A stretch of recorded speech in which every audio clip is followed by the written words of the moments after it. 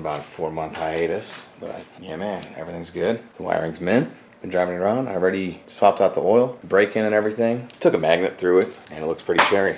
So what I'm going to do in this video, I'm just going to go through everything that I've done. Give you guys an update from the previous video, because that was back in March. I've been getting shit done. So we're going to start from the front, go to the back. Pretty much a similar setup as I had before. I did the relay upgrade with the headlight switch, and that takes all the power away from the switch, puts it to the relays. I have my LED headlights. Let me show you guys real fast. By the way, there was a recall on these 6 tons. They just collapse on you, the Harbor Freight ones. So if you have the older style Harbor Freight, bring them in. Get yourself some new ones. Headlight switch is down here. You can see it's fairly bright. Remember I did the parking upgrade there? Turn signal. There you go. That guy blinks. Everything's all LEDs, no hyper flashing, which I was very, very surprised with. See how my procrastination boxes are gone now. I got my garage bag. Now it's just full of my shit. There you go. Turn signals, standard. Yeah, everything is LED, nice and bright. People know when I brake. Take this off. I even have a reverse, but yeah, again, let's start from the front. I'm getting very excited. So just, I'm very excited to show you guys. I made like 2 videos since then, but I just don't like them. But the ground, directly to the block, right over there, as suggested from a couple of my buddies who hit me up. And I wanted to see how many couplers I could fit in a straight line.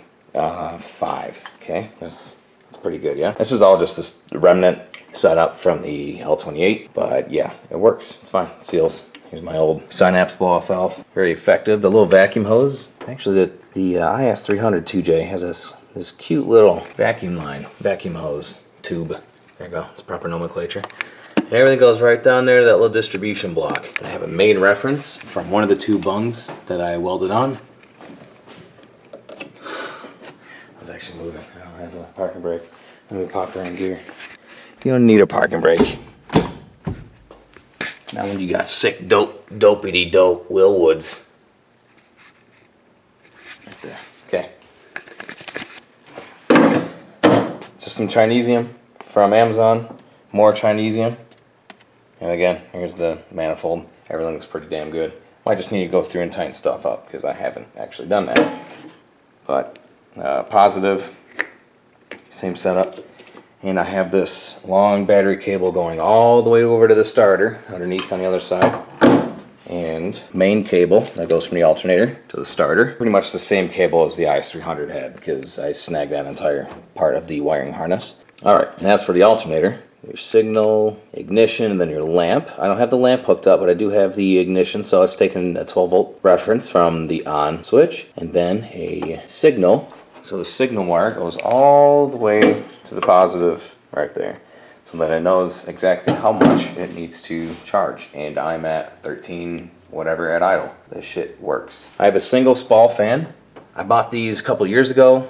Well, I only have 1, but I did buy 2. So I bought this a couple years ago, and I'm running the relay for it right there. Little reference right there for that. Speedway makes, or they sell this with a little bung that's welded on there. A little straight tube boy. Switch right there, a little temperature. With that fan shroud that I made custom, just in my vise, long piece of wood and a hammer, I am at 180. Doesn't matter in the desert heat, I'm at 180, chilling in traffic. It is phenomenal, and I know this because I have my laptop with me at all times. And so the Mega Squirt references off the stock coolant.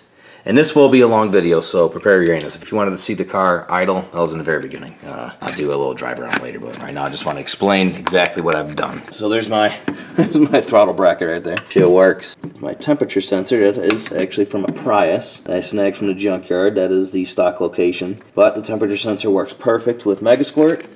Here's the intake air temp sensor. But yeah, so I got that, and it is 100% welded, not JB welded, into my charge pipe right there. Falls off, then you guys can laugh, but right now it's not. So yeah, dog. Here's my coil pack wiring. Again, this is LS truck coils from GMC Yukon. They fire off phenomenally. I am so happy with all I had to do for these first 2. I just notched in this little timing belt cover because I wanted to run that, because I'm not as sick and dope as the rest of the 2JZ community that just show off their They're cam gears. So I wanted to have mine covered so I don't, snag my fingies. And I just notched this little piece here. Notched that little piece right there with a Dremel. I just pretty much use gold wrap, again, Amazon Special. As you can see, adhesive doesn't really work, so I can just kind of jam it on there. It's mint. Alright, cool. Boost controller right here. It's set all the way to the most very basic setting, so it's counterclockwise entirely. I'm on wastegate spring pressure. This is actually 10 psi. So I want to get that turnt, is that what the kids say? Then I could just literally turnt. And the wastegate, oh dude, stop with the techno. Right down Shmeow. I had to weld everything up again. That's just a little tile 38mm that I had. You're gonna run out of wastegate, you're gonna overspin the turbo. Whatever, so it's a 38mm down there.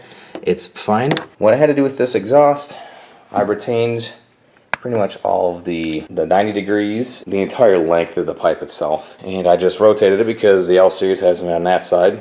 And also the intake, sliced and rotated the exhaust like 180 so it could just face this direction. So yeah, there it is there. It only scrapes if I'm going over large speed bumps. Cross member all welded up and stuff like that. If this is distracting, I'm sorry. This damn camera doesn't have a flash on, but the exhaust is a very simple solution. Pretty much just straight back all the way. The muffler is just can't slightly.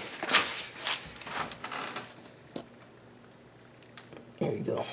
Moving over to the injectors, these are my 1000 cc's from the previous setup. RCs, they bolted right up, they don't leak, not an issue whatsoever. And I'm very happy about that. And this is just the IS300 fuel rail that I tapped. It's in one of my build videos what we got here. 12 by 1.25. So that's the same thread pitch as your banjo fitting on the feed. And of course, stock IS300 setup doesn't have the return. So I just drilled and tapped. Same length as that. M12 by 1.25 to 6AN, and then 6AN 90 degree from eBay, and they don't leak. And they came with a nice little O-ring, so that little brass piece right there has a little O-ring on it. And over here I got my Aeromotive fuel pressure regulator, tried and true. I've had this guy for like 12 years. I had to bend this guy over the engine oil a little bit. This was this 1-inch Willwood brake setup that was before my old setup. And then here you go here. Here's the infamous Q45 and the 240SX. Well, actually, when I snagged this off, it's just a 3-wire throttle position sensor. I mean, you can find those on 240SXs, Pathfinders, hard bodies, anything really, back in the 90s. I think I further explained this guy. I really kind of went over it, but this is just a eBay knockoff, forward-facing plenum. The bolt pattern for this guy is for a Mustang 86 to like 1993, a throttle body. I wanted to run a Q45 because the Mustang throttle bodies leak. Q45s are tried and true for past 20-something years. So went ahead and run that, and yes, I'm going from a 80mm to I know it's 90, but whatever, the inducer is around 85, whatever, to a 2.5. So it looks kind of silly. I'm running a Mustang to a Q45 throttle body spacer. I had to notch this guy out a good amount so I can clear the actual, and I had to notch that a little bit just so I can articulate this guy. So I had to grind that down some. It works. This gasket is just some Felpro stuff. Had to mess with that some, but everything's good to go. Yeah, whenever you're making your own gasket, whenever you want to do your bulb holes, get a socket, and then just hammer that onto your little gasket there, and then it'll make a perfect little circle. Yeah, I'm very impressed by the fan. Everything works. The shroud is a must. If you don't have a shroud, I highly recommend it. And of course, with that union fitting, that is screwed in the old L28 little T there with the oil pressure sender. I'm running a mechanical gauge, as you can see, and then on top there, my 4AN all the way to the turbo. No restrictors. Do you know why?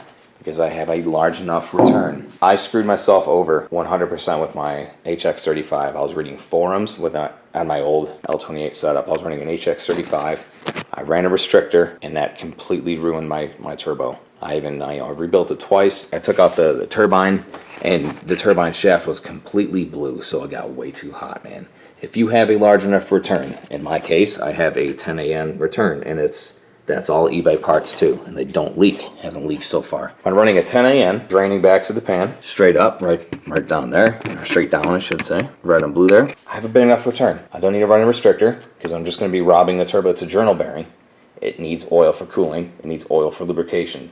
It relies on the oil very much. No oil restrictor. As long as you have a big enough return, you're fine. And O2 sensor right here, just running one. And these are just some 90 degree little dormant pieces from AutoZone that I'm running for my coolant for the heater core and everything. And I just hooked up the blower motor, and I did a Kia Sorento or something like that swap. I just had to increase the diameter of the blower motor assembly just a little bit so you can actually fit the blower fan in, and everything bolted right up, good to go. So that is pretty much it for the engine bay, if I do remember correctly. But yeah, my wiring comes out here, so for the forward portion of the car.